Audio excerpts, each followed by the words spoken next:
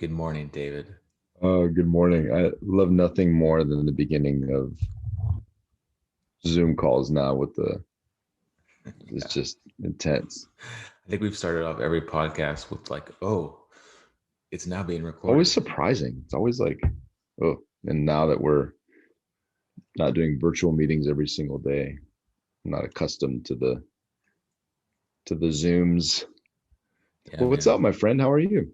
I'm good, dude. I'm good. I'm visiting family in Texas right now, so I'm an hour closer to you on time zones, so it makes it a little bit easier as far as scheduling morning AM podcasts, I guess. Yeah, I was gonna say it's about to be harder because I'm gonna start moving my family across the country, so we'll be in the same time zone tomorrow with absolutely zero opportunity to record anything. Yeah, And then we'll be in Colorado when you get back. So we'll be on the same time zone then. It'll be dude. good.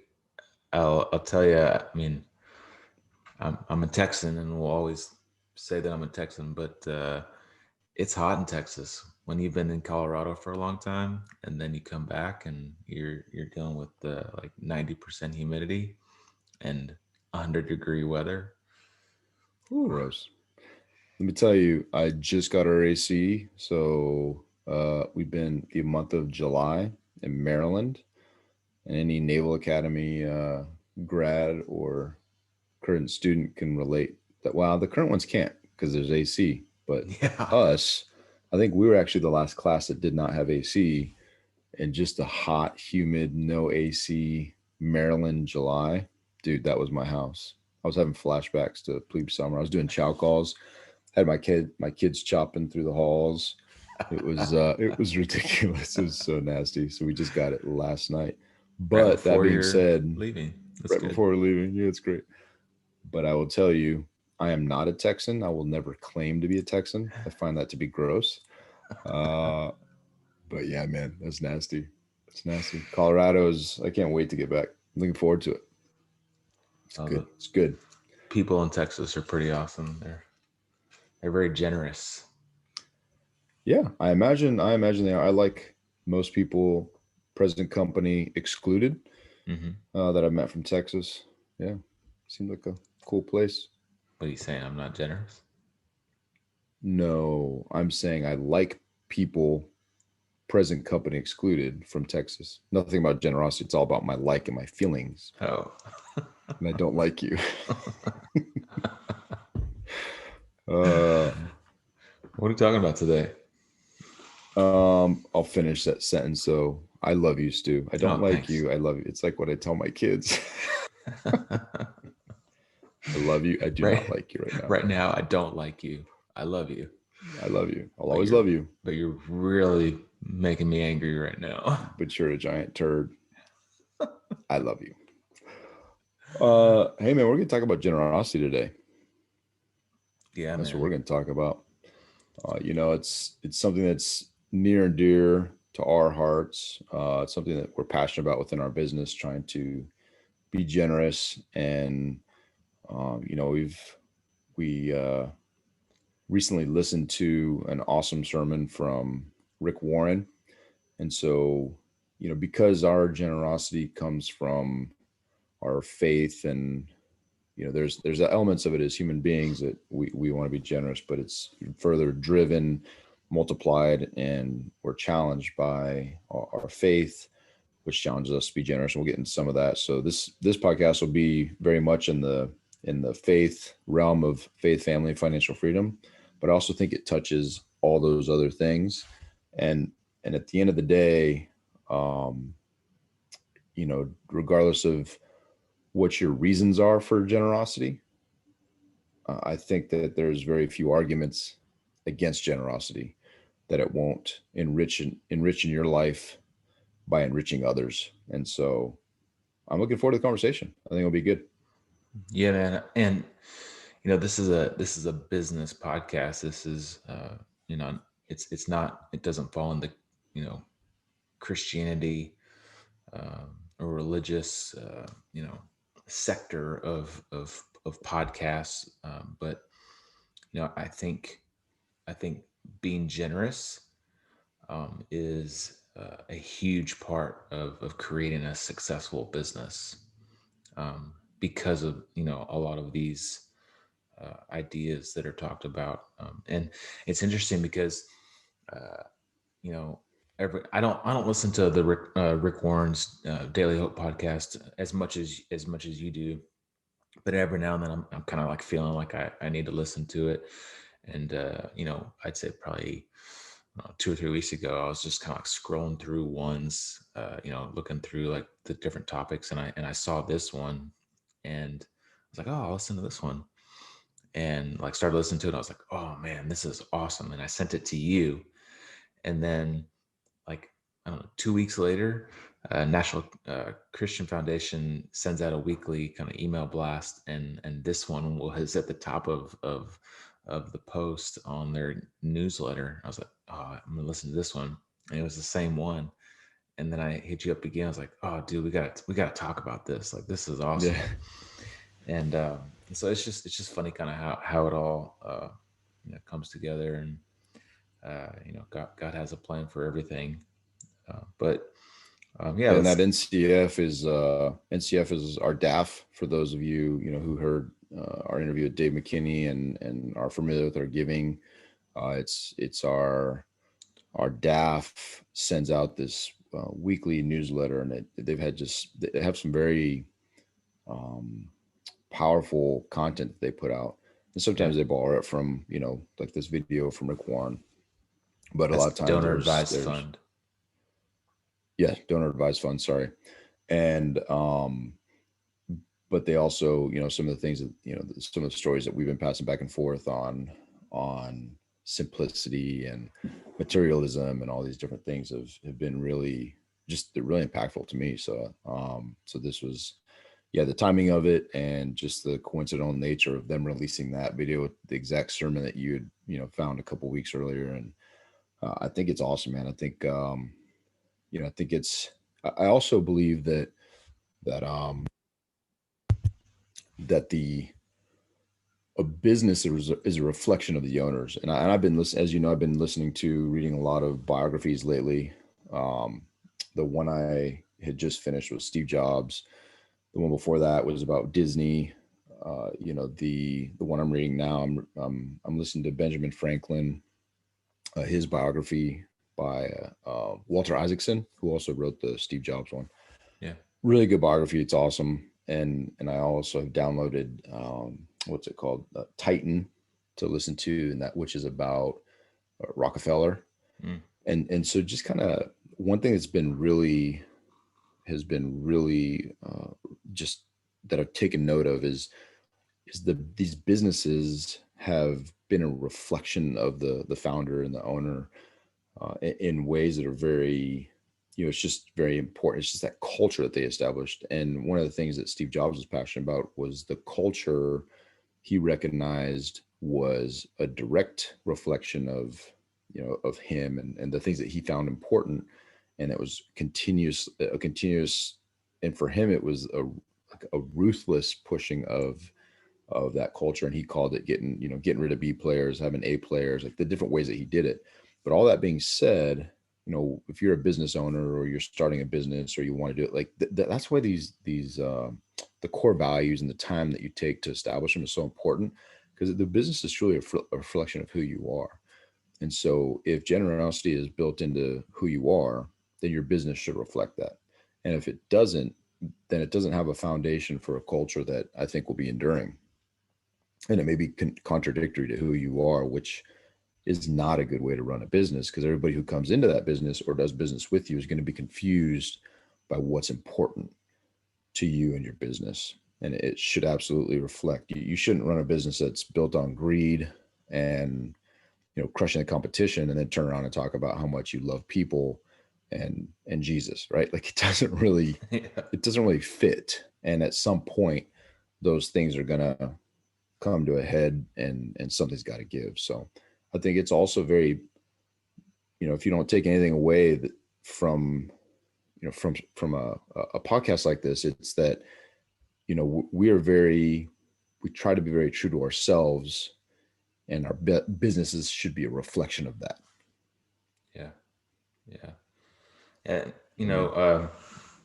we're gonna kind of go through a lot of the ideas and themes that Rick Warren discusses in his sermon, and so these aren't our own ideas, but we really think that you know besides just going and listening to his, I think we'll give some ideas on how we see things and what kind of sticks out to us as being important. But it's interesting. He talks about that generosity. The word giving is used more in the Bible than any other word. Um, you know, love, believe, faith, like all these other words. The word give, he says, is used 2,152 times in the Bible, more than the word love. And like love, like love God and love your neighbors yourself. Like those are the first two commandments of the Bible. But give is used more than the word love, which I thought was like incredibly interesting. Yeah, that was, he said he did a word study, and went through and he pulled these things that were important. I think he said like faith, believe, love, and, whatever the other words were. And yeah, it was a shocking stat because I mean, it's like twice, three times the Yeah, amount of times that, and we believe, you always hear God is love, right? And it just is the way it describes who he is. And you would think that that word would be like, you know, again and again and again and again.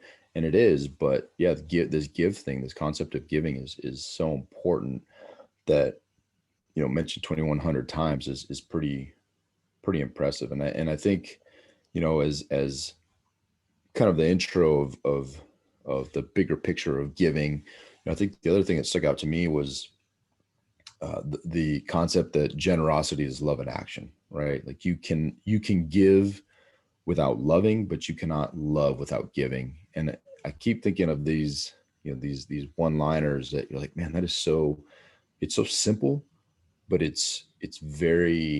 um it's very difficult to enact, right? To be a right, giving person. And I think there's a large that's in large part why it's so emphasized throughout the word, because it's not easy. It's not something that comes naturally necessarily. It's not something that you're born with. You're born with the opposite, right? You're born with the very selfish, give me, feed me, I want presents. And hopefully you mature to a point that kind of shifts, and the giving is more important. But a lot of times that shift never happens, right? right. Which is really interesting. Yeah. Well, and let's kind of go into this generosity idea a little bit more. When you first hear the word give, you you really ultimately think money, but it doesn't have to be. It doesn't have to be like just giving money. There's so many other ways that you can be generous, and so many other ways that you can be a giving person besides just giving money, tithing, to the storehouse. And that's something that we really want to hit on in general with this podcast is, how are you filling your storehouse? How are you giving to the storehouse? And it's not just money. It's time, effort, talent, thoughts, ideas. Like there's so many other ways that you can be a generous person besides just like giving money. So I kind of wanted to really emphasize that. Um, and in all this is really to honor God, because He gave everything. Like He did, like everything that we have in our lives was because of Him. That He gave everything, and He can take it all away too. So that's something to think about as well. Yeah, and I think for us that's kind of the bottom line, right? How do you honor God? Are you honoring God through, as one, as a, as a Christian, and our faith is how we honor, God and Jesus, and our faith and our daily actions. And how do we honor him as fathers? How do we honor him as husbands, as friends, as business partners, as associate, like all these different ways, right? In my interactions when I'm driving down the freeway, and this has happened, dude. It's really interesting how this kind of stuff happens. But I'm driving down the freeway, someone cuts me off, and my initial inclination is to, whatever, road rage, flick them off, let them know that I'm upset, Honk at him. because who cares? Wah, wah. And this happened recently. Someone cut me off in the turn lane, the last turn lane, kind of to go home, and I just happened to get in the other turn lane next to him and pulled up next to him and looked, and it was a dude from church, a guy that I, see at church all the time, shake his hand, used to be in a small group, a men's small group with. And do I think he did it as, to cut me off? Well, who knows, man? He might have been last minute, like, oh, I got to get over, I got to, whatever it was. But if my initial reaction would have been my nature and what I wanted to do, how embarrassing is that, dude? Like, you never know, right? And so that's why I think the way that if you constantly are looking at ways to honor God, and to keep that in forefront in your mind, or even if that's not your faith, that's not your belief, or just in general, like, you don't have to be a Christian to know, like, if I accidentally cut you off, you pull up next to me and you're a good buddy of mine, or we're business partners, and you sit there and you flick me off, you're like, F you, oh, hey, Goody, what's up? Like, it's just as really awkward at that point, right? It doesn't matter if Yeah. you're a Christian or not. It's just super awkward, and it will have an immediate enduring impact on your relationships. And so it's, keeping that in the forefront of your mind, to be especially for someone like me. I'm an emotional guy, and I'm very reactionary sometimes to situations where I should be. And so I have to concentrate on this and be like, okay, what am I going to do to the long-term relationship here if I just say what I think I should say because I'm right? Because I'm right. It's so important to be right. Well, you can be right sometimes, or you can be happy sometimes. So it's figuring out that balance, and I think that's really important. Yeah, man. What there's a list of things that Rick goes through here, and that honoring God is the first one that he hits on as far as being generous. But there's, and we're not going to hit on them all. I really recommend that you go and listen to the whole sermon. It's I posted it in the Facebook, the private Facebook group a couple days ago. So if you're a listener of our podcast and you're not a part of the Filling the Storehouse podcast Facebook group, go check it out. We can put a link to it in the show notes, but we post a bunch of stuff in there that motivates us, and it helps us learn and grow. So that's the goal of all of this, is to find our highest and best, and check that out. But um, yeah, what are a few of the things that kind of really got to you on this sermon? Yeah, it's interesting because I'm a big believer in influence. I've been having all hands calls with the different groups in the command. I broke it down, E4 and below, talk to E5, talk to E6s. I'm talking to the chiefs today, and I'll talk to the officers when I get back. But one thing that I hit on all the time is this concept of influence, and whether you want to be an influencer or not is inconsequential. People are looking at you, whatever you're, wherever you are in life, whether you're, the most brand new E1 in the service, or you're an admiral, from a military context, or you're a CEO, or you just, whatever you are, there's somebody looking to you, and you're influencing, and whether you choose to do it positively or negatively, or whether you don't choose to do it, if you choose not to be intentional about that, then you're still making a choice, right? And so the idea that generosity expands my influence was one that really stuck with me. And I think one of the things that he highlighted specifically was, influence comes from what I give away. And he also highlighted that there's a big difference between being famous and being an influencer, right? And all these things kind of hit me because there's people on TV that, and they're influencing, and a lot of times I look at them like, well, I would never want to be anything like you, or oh, that person is interesting, and potentially you would you see someone that you want to emulate, but usually it's not because they're famous. It's that there's an element of who they are and what they do, and that influence.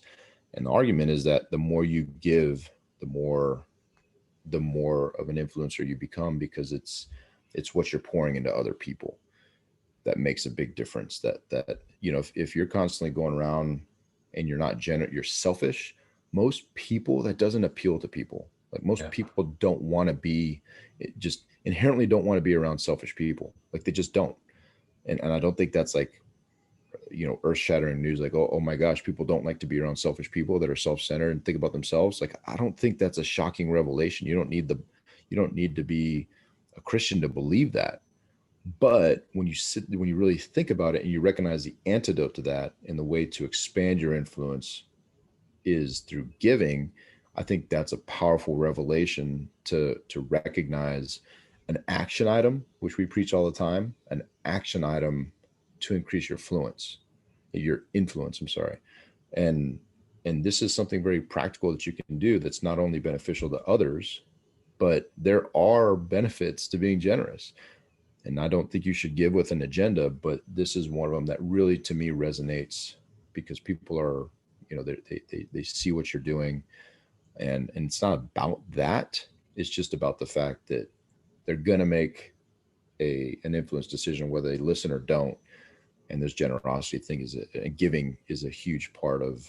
I mean, it attracts me, Yeah. right? When we're talking about like John Reinhardt, or these different gospel patrons, or even Rick Warren, or people that we want to do business with, what is one of the things that we talk about if we want to do business with somebody? Do they give? Yeah. Every time, dude. We talk about it all the time. Do they give? Are they givers? Because we know it's such a big part of who you are, and it is such a huge part of your influence, that if you don't, I don't know, that already sets us at a different, sets us at odds on something that's so important. And so I think that, that influence part was really something that I took to heart, and it was, it was kind of awesome to hear him break it down like that. Yeah. Well, and some of that influence, you might not ever know that you influence people until you get to heaven, until that day comes, right? And that's something that I took away. That was, man, I listened to that, I was like, man, that is awesome. Is just, you might not ever know that you influence person until you get to heaven, but you will be rewarded when you get to heaven. And he says that uh, your goal is to invest in people that are going to go to heaven. And when you show up in heaven, and you're rewarded with all of these friends, all of these people that you influenced, and you show up and go into those pearly gates, and people walk up to you and say, hey, thanks, thanks, you invested in me, you brought me a Bible, or you built a church, or you tithed in this way, you talked about this on your podcast, and I listened, and I I found God because of you. Now that's true influence, right? And you'll Right. be rewarded for that in heaven, because of the investments you made. And I can just I just see that, like I picture that, and it just like makes me like this huge smile of all these people coming up, and he's like, I'm gonna have thousands, tens, Yeah. hundreds What do of you say? thousands of, Tens of thousands of friends. Yeah. yeah, that Yeah. are coming to you in heaven because of how you invested here on earth. And so like that like gets me like incredibly excited.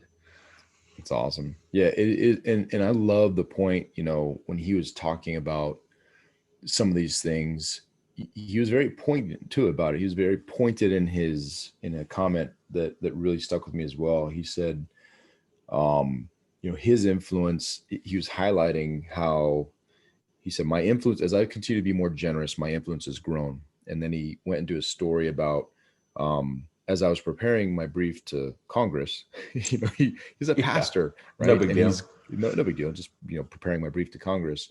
Somebody had asked him, we've talked about this before. Someone had asked him about, why do you think God chose you to be the guy to write The Purpose Driven Life? And why do you think that, that like that you were the one? And he said, oh, that's easy. It's because I've been generous for years and God knew exactly what to do with the money. Like that was his response. And then he went on to tell a story. And but at the end of it, he said, the people that talk about they're going to give money, or that they would have, if they wrote the book and came into millions of dollars, would have given away. He said, no, you wouldn't. No, you wouldn't. You wouldn't do that because you've not developed the habit or the character to be a giver. He said, so if you can't go from being self-centered your entire life to coming into millions of dollars and then thinking you're going to be this huge giver that just gives it all away. He's like, it's not, that's not the way it works. Yeah. And there's lots of studies, lots of case studies with that, with lottery winners and all that stuff, right? um and so it was an interesting point that when he said it, it was just so like, he's like, no, you wouldn't give, you would not be generous because you've not done it yet. He said, I was generous when times were tough, when I didn't have a job. And so God knew exactly what I was going to do with the money. And that's what he attributes the blessing to. Yeah. And I just thought that that was such a interesting thing, because people always talk about deferring their giving effectively, right? And it's not about the money. As you said, God gives it all. He can take it away. It's not, he doesn't need us to give, Yeah. but it's about to whom little is given, or if you're faithful with a little, you'll be, you'll be given more, and you can be trusted to be faithful with a lot.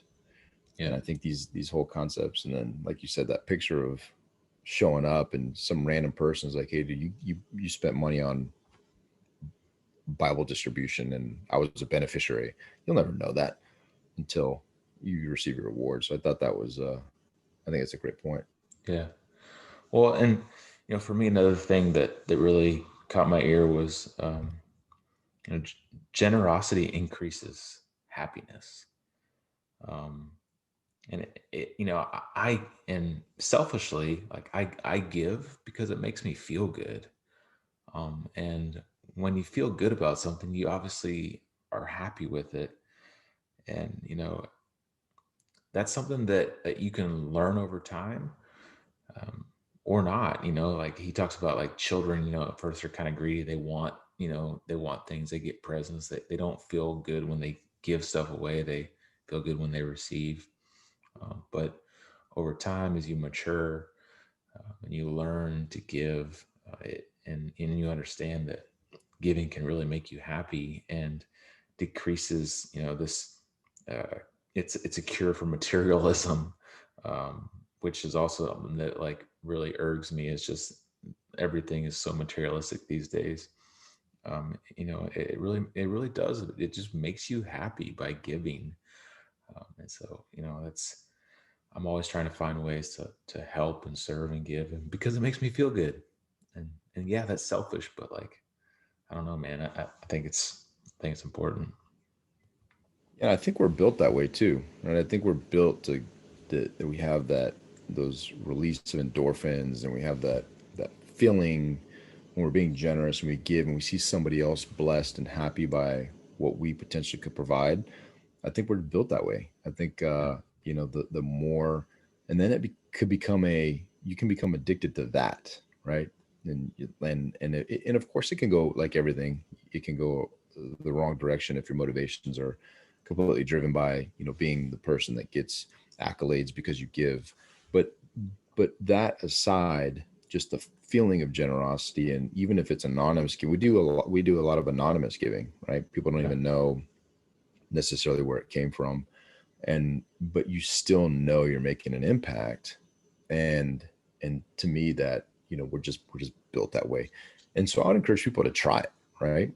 Because again, it's not natural necessarily. It's not something that's intuitively built into everybody as they start a business or whatever. But I would encourage people to try it and see what happens. And just see what Yeah. happens and see how you feel about it, and see if you're not blessed in return. And again, it's not about the return blessing, because you don't know what that's going to look like. But I guarantee you that there's something wrong if you give, you bless somebody, through your generosity, and you don't feel good about it. I think there's something that probably just a disconnect there, because I don't know how that could happen. Well, And I think, and he says that really the only true way to know if God exists is from that verse in the Bible, Malachi 10. Give a tithe to the storehouse, test me in this, mm, and see if I won't open the floodgates of heaven and bless you in so many other ways. Like the yeah, only way to know if God truly exists is test him. Give. Give your tithe and see what happens. yeah, no, that was and what a great challenge, right? And it was Right? cool about what that whole statement is. It doesn't, it doesn't, I feel no responsibility to, when you say something like that, I feel no responsibility to prove that God is real, right? No. Like I know through my life and my experiences and the things that we've witnessed and just the impact on our lives. I have no doubt, but I love that challenge. He's like, yeah, challenge me, and it's not for you, Stu and David, or Rick Warren, to prove that God exists or whatever. But like you said, see what happens. See what happens as you give, and you, again, it's not just money, it's your time and where you spend it, your calendar and your checkbook Yep. that shows what's most important. And if you truly seek this you know w- this generosity model, God, whatever, however you want to frame it, and you truly commit to it, I mean, the changes are significant. And it's, I do love how he pointed that out. Like, hey, it's for God. God tells you to test him, so do it. See what happens. And Yeah. I think it's pretty rad, dude.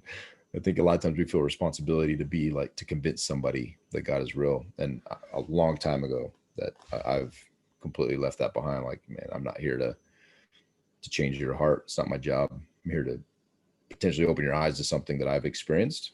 And maybe you see a change in my life, maybe you don't. But that's your journey. And that's a new twist on, that's not something that I heard about Malachi 3:10 in the past. And Yeah. so I was like, oh man, we did choose the right verse to Yeah. base our business off. I love it, because that was such a cool part. And he went into some, like, theologically, like, there's the theological and the blah blah blah blah, but whatever, all that. And I was like, I don't know what you're talking about. But then he really drilled it down into, hey, God tells you to test him, see what happens. There's a promise in it. Do it. I'm like, all right, it's Yeah. good stuff, man. It's good stuff. No, and you hit one thing too that I was really that really stuck out to me. And he highlighted that integrity, humility, and generosity are barriers to three of the greatest traps in life. And this was only about generosity and how it is the barrier to materialism, which is a huge trap. And I think, man, materialism is such a big part of us as Americans. And this belief that uh, whatever that saying is, he who dies with the most toys wins, or whatever I don't know what that saying is. But it's such a big part of our culture, and it's not a great part of our culture. And he's saying the only antidote to that materialism is giving. It's a direct, again, an action item that if you're trying to get away from that, is will absolutely be something that conquers those desires, and also just the even the habits of indulging in materialism. Because at the end of the day, right, I think you said, but you don't see hearses pulling U-Hauls. You Yeah. never see that. Yeah. I laugh every You're time not I taking hear it. him say that. Yeah, it's awesome because you can picture it, right? You're picturing a hearse going down the road with a U-Haul. Like, it just doesn't. Yeah. It's just not a thing. And Yeah. so, he who dies with the most toys dies, Yeah. right? There's no winning in that. It just is. And so I think that action item, again, as you start to be like, okay, so I want a new car, I want this, I want that, just start, well, where can I give? And then it just completely derails that line of thought and helps you get to a different place. I mean, we all like our toys. I mean, I definitely like a new snowboard or a new surfboard or fly rod or something like that, right? Well, don't bring the fly rod. The fly rod is something different. God wants us to be fishers. True.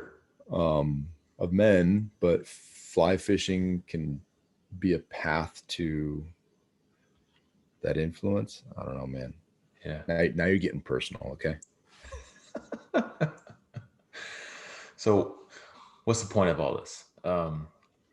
We we had a friend of ours, John Reinhardt, come into our podcast a while back. He wrote a book called Gospel Patrons, and he actually wrote a second book that neither of us have read yet, called Giving Together: An Adventure in Generosity.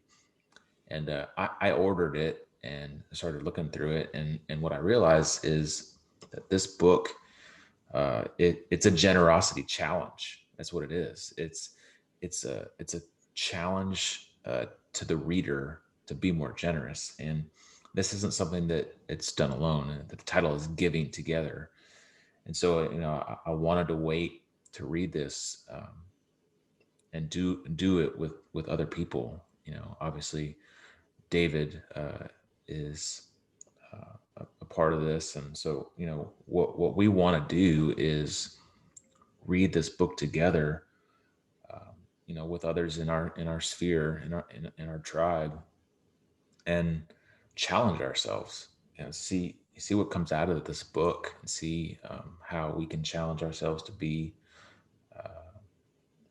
more giving, and put generosity first, and be better givers. So that's what we're going to do.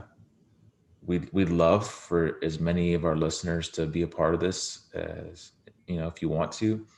Um, so step one would be go to gospelpatrons.org and order the book.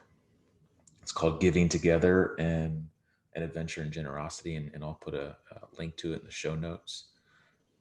But I think we're going to start at what, kind of beginning of September, Dave? Yeah, and I'll be a little more direct. We're challenging you. We're Yeah, challenging you to join us in this challenge. Allow myself to introduce myself. we're going to challenge you to To join the be challenge. challenged. Challenge you to be challenged. But we'll put this out on the in the Facebook group and our different social medias. And by put it out, I mean Stu will make a beautiful post, and then I'll like jump in and share it. No, actually, Jay Money will. J Money will.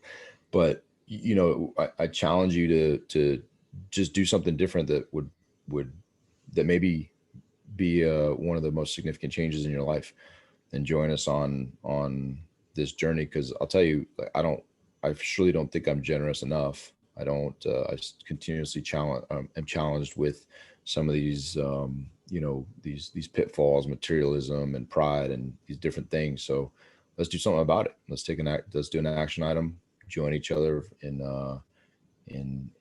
challenging one another. And because I envision, and we've talked about this in the past, but I envision getting a number of people together and do giving challenges, right? And see who gives the highest percentages, and be like, make it a competition, because we love competition, Yeah. and just to do these things that are just because they could be such big influencers, and the group of people can be such huge influencers.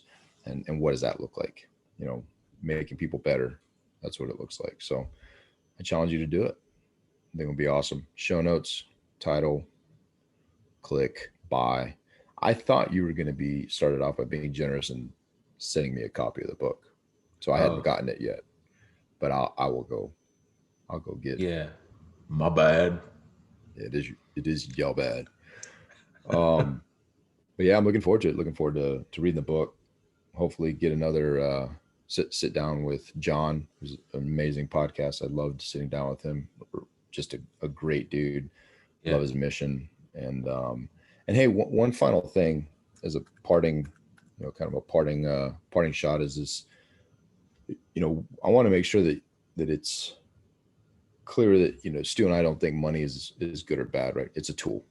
It's a tool. How are you using the tools at your disposal to uh, achieve your highest and best, and to influence others, and to be a person of impact? And money is just a tool, right? You can use your time, you can use a number of things, but money's not good. It's not bad. The Bible does not say money is evil. It's not the root of all evil. It's very specific in that the love of money is the root of all evil.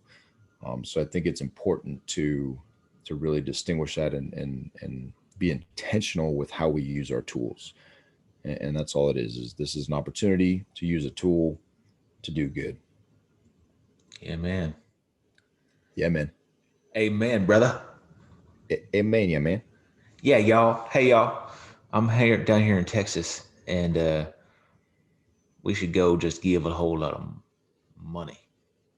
Up, dup, double chuck, barbecue grill. Humba D. Sada. Sada. You know what I mean? Sarate. Sada, man. That was the dumbest outro you've ever done. Uh, all right. Hey, man. Beginning of September. September. Giving together. Let's do it. Do it. Do it. Looking forward to it. All right. You, my friend, enjoy your leave. Thanks, man. Absolutely. Enjoy that family time. Been swimming. We've been swimming a bunch. My son swam across the pool for the first time. Dude, like 2 days Nice. ago, he was wearing floaties. And like yesterday, he's like, Dad, get out of the way. Get out of the way. I'm going to do it myself. I was like, all right, cool. Jumped in, swam all the way across the pool. I was like, awesome. I was like, pumped One of up. those one of those little tiny kiddie pools that you like. No, Literally, man. I'm just kidding. Full That's size awesome, dude. pool. Yeah. That's rad. Freaking Love it. awesome. Hey, man, that's what time does too, right? That's being able to dedicate time, have fun, just unplug, disconnect, and influence your children and teach them to swim. It looks like you don't have a black eye anymore. Your kid's not punching Nope. in the face. You're not Yep. getting beat up by your That's right. children, so that's good. Now I just got sunburns from being out in the sun swimming.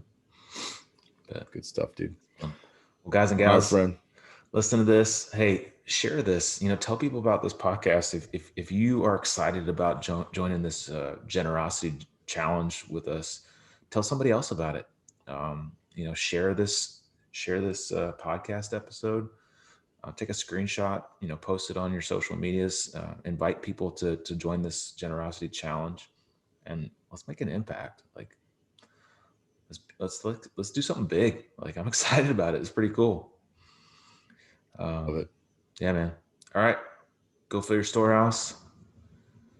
And Make it a great day, friend. Make it a see great you. day. See ya.